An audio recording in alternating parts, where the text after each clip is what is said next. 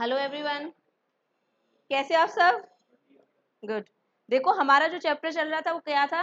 अतीत के दबे पांव, और राइटर का नाम था ओम थानवी।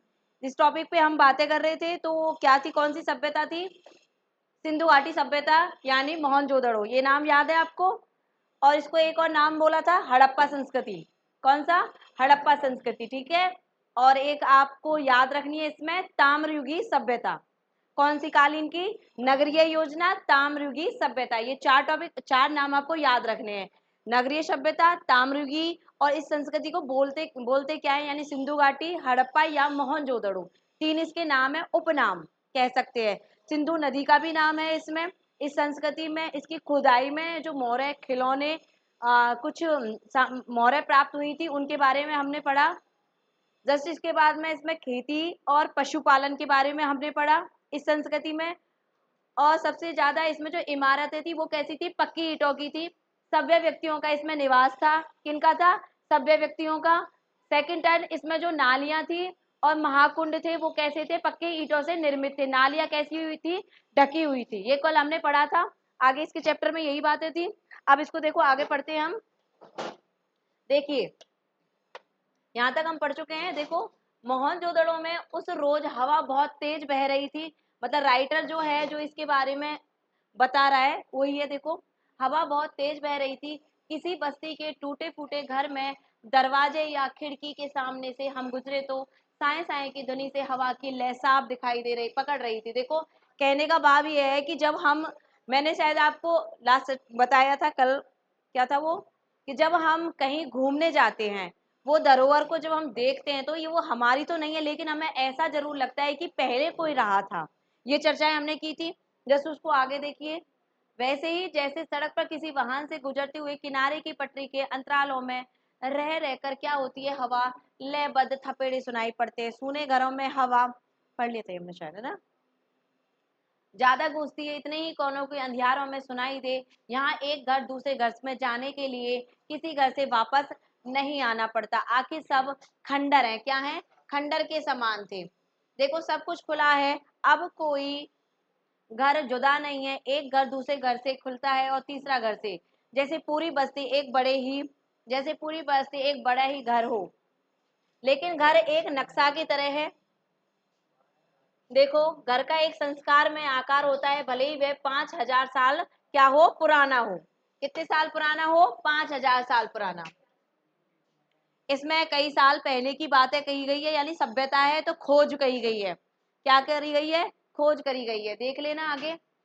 आहिस्ता उठाते हुए एक घर दूसरे घर से बेहद धीमी गति से दाखिल होता है तो मानो मन में अतीत के, ये हमने कल लाइनें देखी थी, खास लाइन है, समझ लेना इसको।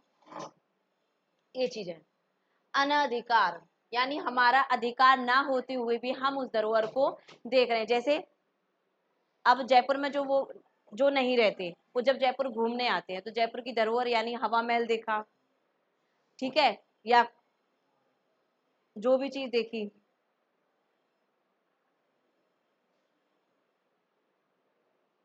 मना कर दे। तो उसमें ये होता है, हम जानते नहीं है तो हमें कैसा लगता है कि हम उस जगह घूमने आए, यहाँ पे पहले कोई बसेरा था। यहाँ कौन था पहले? कोई कोई ना कोई बसेरा था।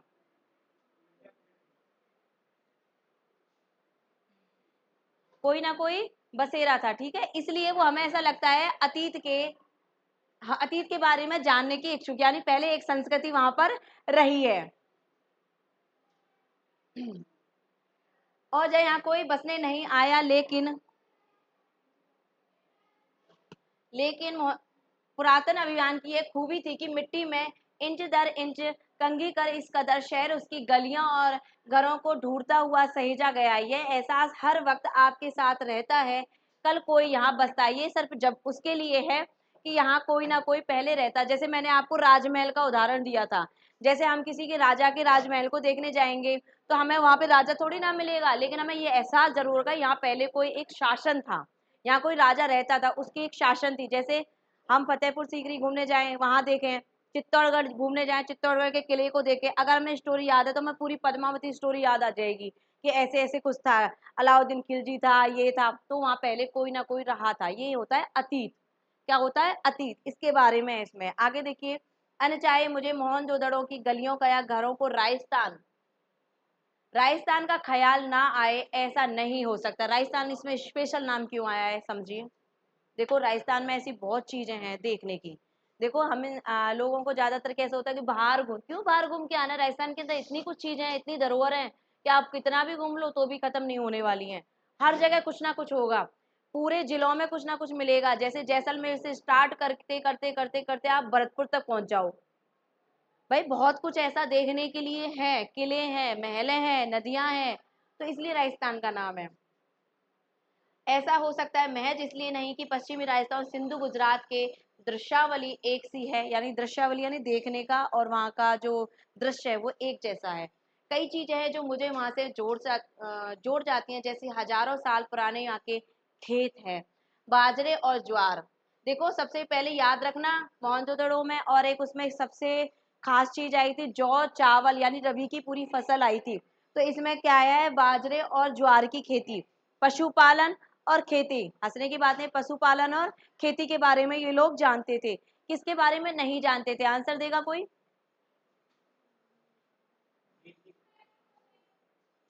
ताम्र और पत्थर के बारे में जानते थे, लेकिन किसके बारे में नहीं जानते थे, आयरन यानी, यस, ध्यान रखा करो।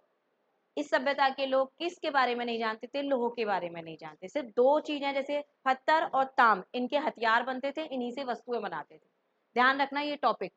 इसमें से कुछ छोटे छोटे क्वेश्चंस आते हैं जो बीच के जैसे चैप्टर्स है, चैप्टर्स में से लाइन में से क्वेश्चन आते हैं, छोटे वाले वन लाइनर जो क्वेश्चंस आते हैं वो ऐसे ही आते हैं ना। मोहनजोदड़ो के घरों में टहलते हुए मुझे कुल धारा की याद आई। यह जैसलमेर के मुहाने पर पीले पत्थर के घरों में एक खूबसूरत गांव है। जैसलमेर में ज्यादातर पीले पत्थर ही है, मिट्टी का एरिया है, ठीक है। आगे देखो, उस खूबसूरती में हरदम एक गमी व्याप्त है, गांव में घर में पर लोग नहीं है। कोई 150 साल पहले राजा से तकरार या पर स्वाभिमानी गांव का हर बांदीशाह का मतलब होता है वहां रहने वाला प्राणी, व्यक्ति, यानी बसने वाला। इसलिए ये शब्द आया, हिंदी का एकदम क्लिश शब्द है बांदीशाह। ओके, रातों रात अपना घर छोड़ चला गया, ठीक है, वहां रहने वाला। ओके, दरवाजे इस बार पीछे लोग उठा ले गए, घर खंडर हो गए पर ढहे नहीं, ढहे मतलब टूटे नहीं। ओके, घरों की दीवारें, प्रवेश खिड़कियां ऐसी है जैसे कल की बात हो। लोग निकल गए, वक्त वही रह गया, खंडरों ने उसे थाम लिया, जैसे सुबह लोग घरों से निकलते हो, शायद शाम ढले लौट आने वाले हो। देखो कहने का मतलब, देखो राजाओं की महलें, इमारतें, किले हैं, आज भी वैसे ही हैं। सोचो उस वक्त बनी हुई चीजें आज भी मजबूत नींव पे खड़ी है, तो उस वक्त चीजें में मिलावट नहीं थी जो आज है, ये भी कह सकते हैं हम। आज कोई चीजें इतनी ज्यादा क्यों नहीं है अच्छी, पहले के कब के चल रहे हैं वो चीजें, तब के ही किले हैं, तब तक ही महल बन रहे हैं, और आज भी यथावत रखे हैं, वैसे की वैसे हैं। जीर्ण हो गए, पुराने हो गए, लेकिन है वैसे ही, ठीक है। उनके अंदर जो चीज है वो भी वैसे ही है, ठीक है। आगे देखिए, राजस्थान ही नहीं, गुजरात, पंजाब, हरियाणा नाम है, कुछ ध्यान रखना है इनका। पंजाब हरियाणा में भी कुएं कुंड, गली कूचरी, कच्ची पक्की ईंटों के कई घर भी आज वैसे मिलते हैं जैसे हजारों साल पहले मिलते हैं। देखो कहने का मतलब है, गली कूचरी का मतलब होता है, जैसे एक होता है सीधा चौड़ा रास्ता, ठीक है, गली कूचरी का होता है बसावट तो है लेकिन रास्ता छोटे हैं। जैसे अपन इधर के एरिया में देखते हैं तो मथुरा वृंदावन जाते हैं ना, तो मथुरा में क्या है, बहुत सारी जगह बनी हुई है, बहुत घूमने की जगह है, लेकिन क्या है, गली बहुत है, सुकड़ी सुकड़ी रास्ता क्या है, ऐसे ऐसे है, छोटा है रास्ता, बड़ा नहीं है, ठीक है। जैसे चौड़ाई में जो होता है वो नहीं है, कैसा है, सुकड़ा हुआ, नाली के जैसा लगता है, ऐसे लगता है कि हम जैसे परिक्रमा देने जाते हैं तो वहां का रास्ता कैसा है, छोटा है, ऐसे ही इसमें दिखा है। हजारों साल पहले जो भी थे वो भी ऐसे ही थे। देखो इसमें एक नाम आया है, ध्यान रखना है इसको। जॉन मार्शल ने मोहनजोदड़ो पे 3 खंडों का एक विशद प्रबंध छपवाया है। किसने छपवाया है, ये लाइन याद रखना आपको, ओके। जॉन मार्शल ने क्या छपवाया है, विशद प्रबंध छपवाया है, यानी इसके बारे में लिखा है। उसमें खुदाई में मिली ठोस पहियों वाली मिट्टी की गाड़ी, क्या चीज मिली है, मिट्टी की गाड़ी है, चित्र के साथ सिंध की पिछली सदी में बसती जाई ठीक उसी तरह बैलगाड़ी का भी एक चित्र प्रकाशित किया है। तस्वीर से उन्होंने एक सतत परंपरा का इजहार किया है, हालांकि कमानी या आरे वाली पहिए का आविष्कार बहुत पहले हो चुका था। सोचो, उस सभ्यता से चली आ रही है ये चीजें, आविष्कार हो चुका था। जब मैं छोटा था तो हमारे गांव में लकड़ी वाले ठोस पहिए बैलगाड़ी से जुड़ते थे। दुल्हन पहली दफा उसी बैलगाड़ी में ससुराल जाती थी। देखो, अब ये चीजें हंसने की बात नहीं है, बात ये है कि अब गाड़ियां हैं। देखो, आ, उस पहले सुविधा कैसी थी, धीरे धीरे जैसे पहिया का आविष्कार हुआ है तब गाड़ियां बनने लगी। तो सबसे पहले हमारे जो जानवर है, जैसे बैल हुआ, बैल का ही होता है, ऊंट हुआ, ऊंट गाड़ी, बैलगाड़ी, घोड़ा गाड़ी, जो जानवर थे उनकी गाड़ी बनाते थे लोग। ठीक है, अब ऊंट की भी बना लेते हैं, ऊंट की तो बनती है, हमें आज भी देखते हैं वो चीजें। बैल की भी बनती है, बैल की बनती है, नहीं बनती है। ये जो जानवर होते हैं इनकी गाड़ी पे ही कोई शुभ काम हुआ या कहीं जाना हुआ, कहीं रास्ता तय करना हुआ, ये उनके साधन थे, व्हीकल। जो आज हमारे पास क्या है, बाइक है, गाड़ी है, ट्रेन है, एरोप्लेन, कुछ भी, हम कुछ भी कह सकते हैं, हम किसी हवाई जहाज से भी जा रहे हैं, कहीं से भी जा रहे हैं। लेकिन पहले ये सुविधाएं नहीं थी, पानी का जहाज था, ये कह सकते हैं। काफी पुराना था, क्योंकि नदियों का रहा है, नदी तो हमारे यहाँ रही है, झील रही है, नदी सब कुछ रहा है, तो ये तो होगा। ये वाला लेकिन बहुत खतरनाक था। कैसा था? पहले खतरनाक था। अब नहीं है वो चीजें, लेकिन पहले खतरनाक थी। लेकिन सोचो, दुल्हन का इसमें एक कॉन्सेप्ट इसलिए जोड़ दिया है, शायद शादी के बाद दुल्हन के लिए भाई ये मर्सिडीज, ये आपकी नहीं, थार वार नहीं जाती थी भाई, क्या जाती थी? बैलगाड़ी। ओके, अब तो भाई कोई भी ले जाए कुछ बड़ी चीज। बाद में हमारे यहाँ पे बैलगाड़ी में आरे वाले पहिए जुड़ने लगे। अब तो इसमें जीप के उतारू पहिए लगते हैं, हवाई जहाज के उतारू पहिए बाजार में आने लगे। बाद में ऊंट गाड़ी, यानी गाड़ी नहीं है, ऊंट है, का आविष्कार हो गया। रेगिस्तान के जहाज से हवा के जहाज का यह ऐतिहासिक गठजोड़। अच्छा देखो, रेगिस्तान में सिर्फ ऊंट ही ऐसा एक जीव है जो अच्छे से चल पाता है। क्यों? उसके पैर कैसे होते हैं? गद्देदार, फोम जैसा, ऐसा लगता है जैसे फोम है, इसलिए आराम से रेत पे चल पाता है वो ऊंट। बहुत शानदार तरीके से चलता है, खूब दौड़ता है वो। और कोई चीजें चलती नहीं, कामयाबी नहीं है वहां पे। इंसान, हम खुद भी नहीं चल पाते, वो चल पाएगा। तो देखो, इसमें हाईलाइट किया है ये चीजें भाई। तो देखो, रेगिस्तान के जहाज को, हालांकि कहना मुश्किल है कि दुल्हन की सवारी के रूप में बैलगाड़ी या ऊंट गाड़ी का अब वहाँ कभी इस्तेमाल होता होगा, नहीं होता होगा शायद, क्योंकि चीजें बदल गई हैं, विकसित हो गई हैं, आविष्कार हो गए हैं। हमारे मेजबान ने ध्यान दिलाया कि मोहनजोदड़ो का एक अजायब घर देखना अभी बाकी है। खंडरों से निकलकर हम साबुत इमारत में आ गए, लेकिन प्रदर्शित सामने सामान आपको खंडरों से निकल आने का एहसास होने नहीं देता। अजाब घर छोटे ही हैं, जैसे किसी कस्बई स्कूल की इमारत हो। कस्बई का मतलब कस्बा, कस्बई लिखा हुआ है, दो शब्द मिलके बना हुआ है, तो क्या बना ये? कस्बा। ठीक है, टाउन ऐसे बोलते थे ना वो, उसके स्कूल के जितनी है। देखो, लेकिन फिर सामान आपको खंडरों के निकल एहसास देता है। अजायबघर छोटा ही है, जैसे किसी का स्कूल की इमारत हो, सामान भी ज्यादा नहीं है।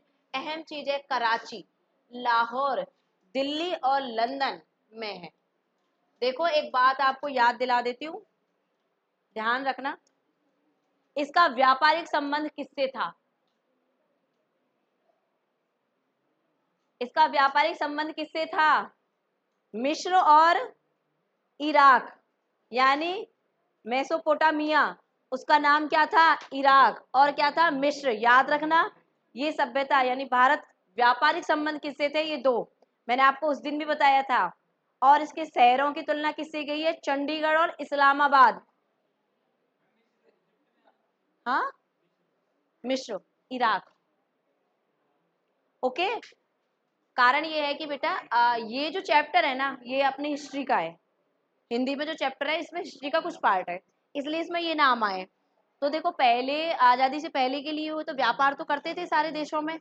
तो भारत का बहुत कुछ सामान हम विदेश तक जाता था, यानी इराक, मिस्र, सब जगह जाएगा। वहाँ के व्यापार यहाँ पे होता था, यहाँ का व्यापार वहाँ होता था, क्रय विक्रय का क्रम चलता था। तो इसमें ऐसे शहरों का नाम आया। ठीक है। व्यापारिक संबंध किसके द्वारा होता था? जहाजों के द्वारा, पानी के शिप के द्वारा। ओके। वैसे नहीं होते थे, सिर्फ इसके द्वारा ही होता था। देखो आज भी होता है ये चीजें, तो आज भी बहुत बड़े लेवल पे होता है।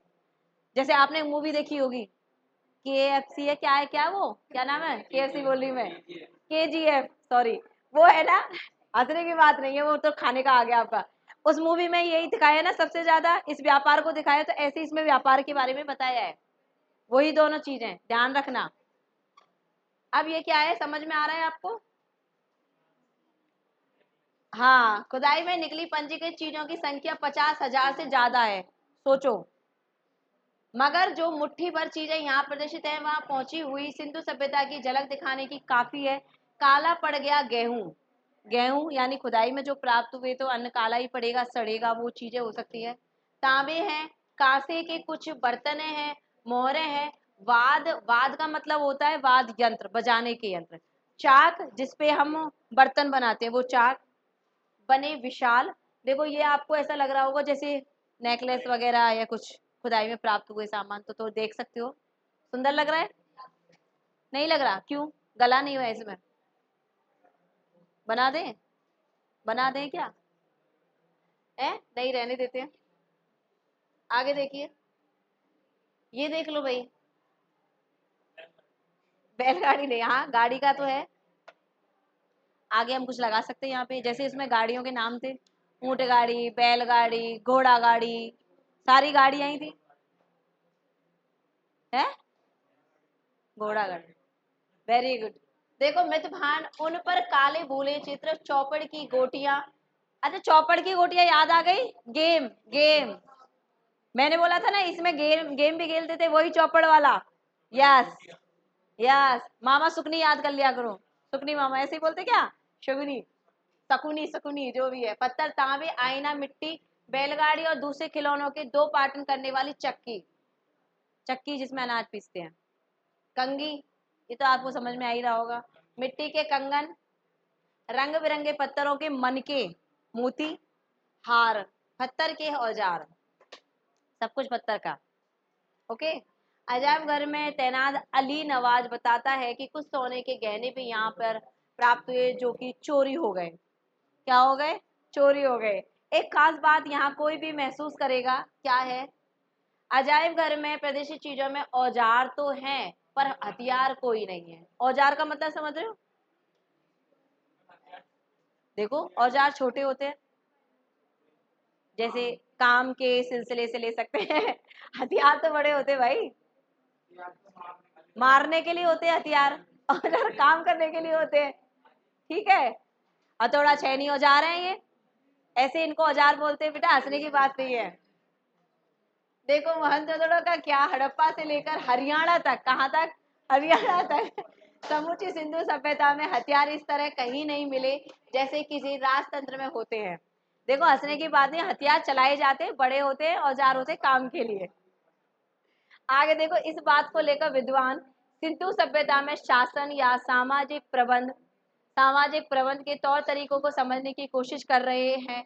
अनुशासन जरूर था, पर ताकत के बल पर नहीं था।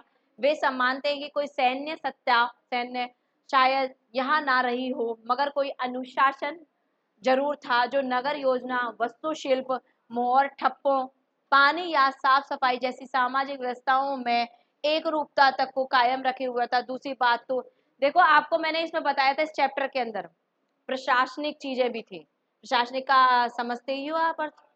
ओके, वो चीजें भी थी, यानी व्यवस्था अच्छी थी वहाँ, मैनेजमेंट अच्छा था, ये कह सकते हैं हम। ओके। देखो संस्कृति पर धरातल पर सिंधु घाटी सभ्यता और दूसरी सभ्यताओं से अलग खड़ा करती है, पर वह प्रभुत्व दिखवाने के तेवर का नादर होगा। दूसरी जगह पर राजतंत्र, धर्मतंत्र का प्रदर्शन करने वाले महल, उपासना स्थल, मूर्तियां, पिरामिड आदि मिलते हैं। हड़प्पा संस्कृति में ना राजप्रसाद का मतलब होता है महल, ना मंदिर। राजप्रसाद का मतलब होता है महल। ओके।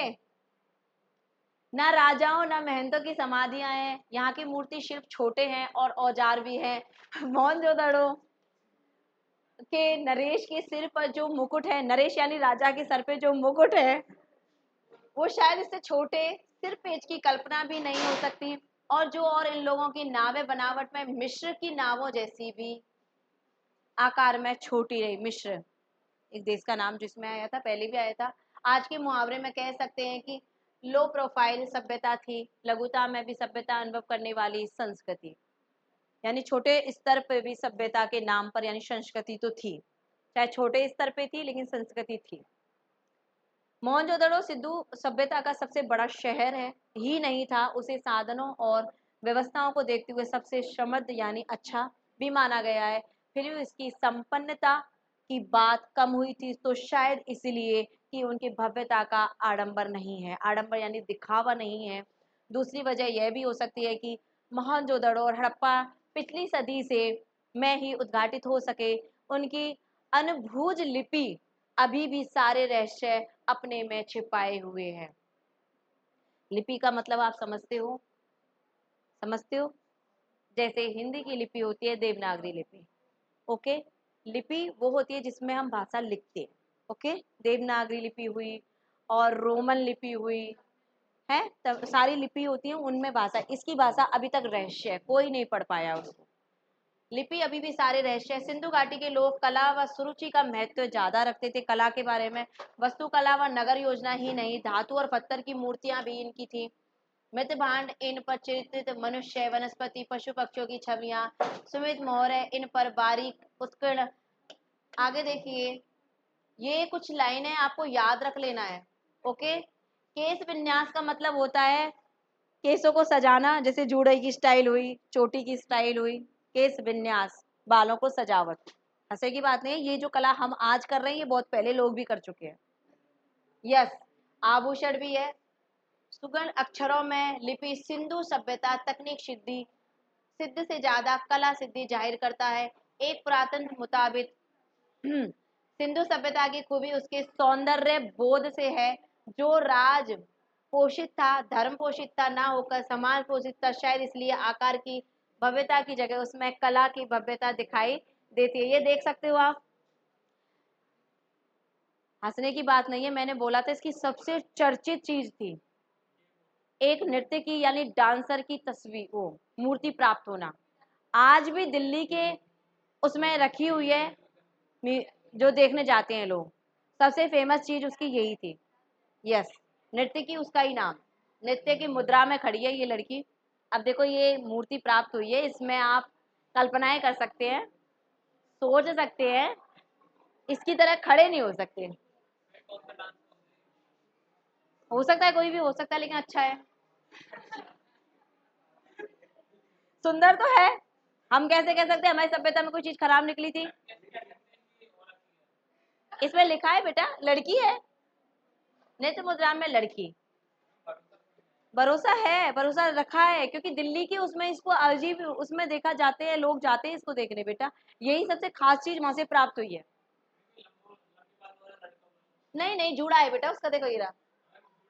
यस यस, तो थोड़ा पहचानो, ठीक है। आगे देखो, रखी चीज में कुछ सुइयां भी है, सुई। खुदाई में तांबे और कांसे की बहुत सारी सुइयां भी प्राप्त हुई हैं। काशीनाथ दीक्षित, देख लेना, आप याद रखना, इसमें 4 नाम आए थे, राखालाल बनर्जी, जॉन मार्शल, काशीनाथ दीक्षित। ये नाम आपको अपरिचित नहीं लगने चाहिए, क्योंकि इनमें वन लाइनर छोटे क्वेश्चन जो भी इंपॉर्टेंट बनते हैं वो इसी से बनते हैं। किसने किस टाइम पे क्या खुदाई में क्या प्राप्त किया था, तो इसको थोड़ा अच्छे से पढ़ लो। देखिए आगे,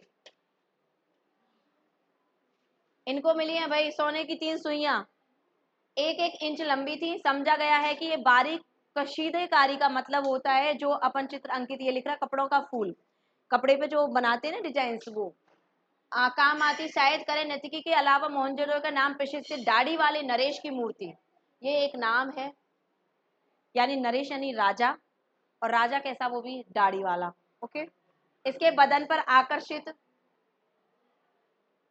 गुलकारी वाला दुशाला भी है, आज छापे वाला कपड़ा, अजरक सिक्की। देखो अजरक प्रिंट आता है, इसकी बहुत सुंदर साड़ियाँ या सूट या जो भी आते हैं कपड़े में बहुत सुंदर प्रिंट होता है, इसके नाम से बिकता है, ये बहुत महंगा मिलता है प्रिंट पूरा, खास पहचान बन गया है। ये कपड़ों की छपाई का आविष्कार बहुत पहले बाद में का है। खुदाई में सुइयों के अलावा हाथी दांत और तांबे की सुई भी मिली है। जानकारी क्या है, इसमें शायद दरियां बनी होती है, हालांकि दरी का कोई नमूना या साक्ष्य यानी प्रमाण प्राप्त नहीं हुआ, वह शायद कभी इतिहास ना हो, क्योंकि मोहनजोदड़ो में अब खुदाई बंद कर दी गई है सिंधु पानी के रिसाव के कारण।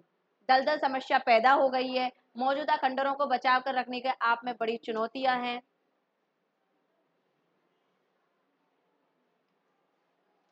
देखो ये हमारा चैप्टर यहाँ पे कंप्लीट होता है।